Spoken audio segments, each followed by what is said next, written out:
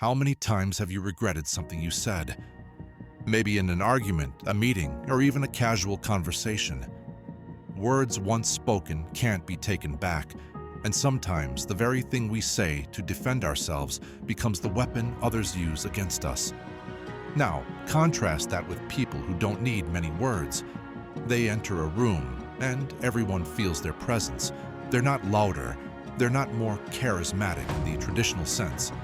What they possess is something more subtle, the ability to stay quiet, to observe, and to choose their moments with precision. This is not luck, it's not magic, it's strategy. Most of us are conditioned to respond instantly, to justify ourselves, to fill every pause with speech. But those who truly understand power know something different.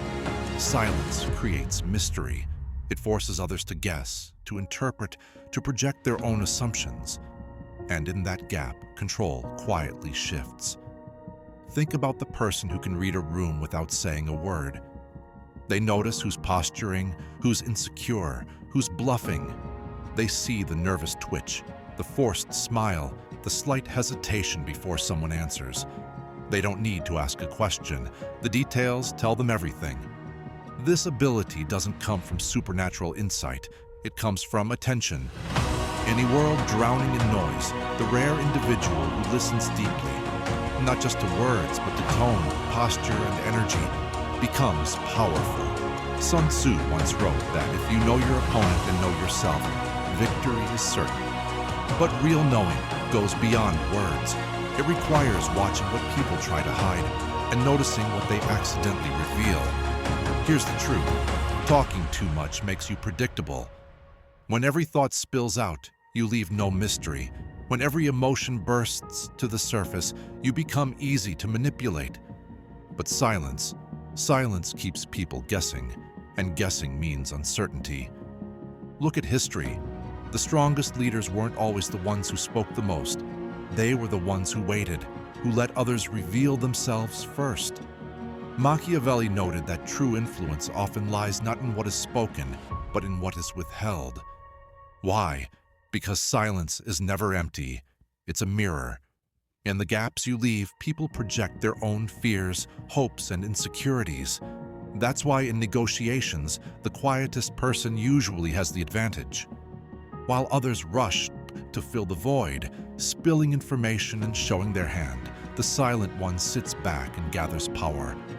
And silence doesn't just reveal others, it reveals you, or at least it can. Do you squirm when the room goes quiet?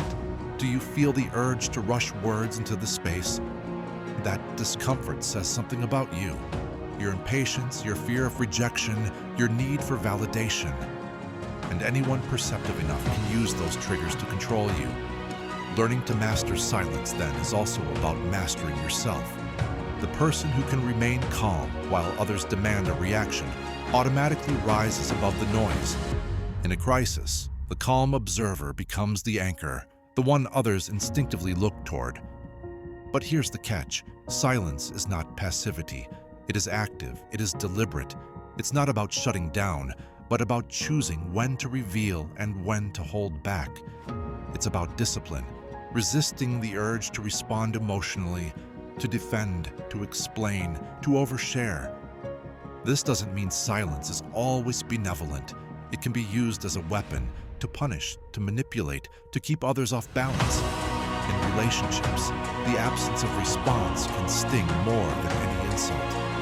Humans crave closure, and silence denies it. Used harshly, it creates dependency, anxiety, even desperation. But used wisely, silence gives you space to think, to see, to decide. It is a pause between impulse and action. It is breathing room in a world that pressures us to react instantly. So, how do you practice it? Start small. The next time you feel the urge to immediately respond, pause, count to 5, watch what happens. Or take 15 minutes each day in complete silence. No phone, no music, no distractions. At first, it will feel uncomfortable, even unbearable, but over time, you'll discover that silence is not emptiness, it is presence. And presence is power. Because in the end, True strength is not always about speaking more. It's about knowing when not to. It's about understanding that silence can carry weight, create mystery, and command respect in ways words never can. When you master silence, you no longer chase attention. You draw it. You no longer reveal yourself impulsively. You choose. And in that choice lies a kind of invisible authority that the noisy can never touch. So remember this: words reveal, but silence defines. Those who fill every space with sound may seem powerful in the moment, but those who know the value of stillness, they hold the lasting advantage.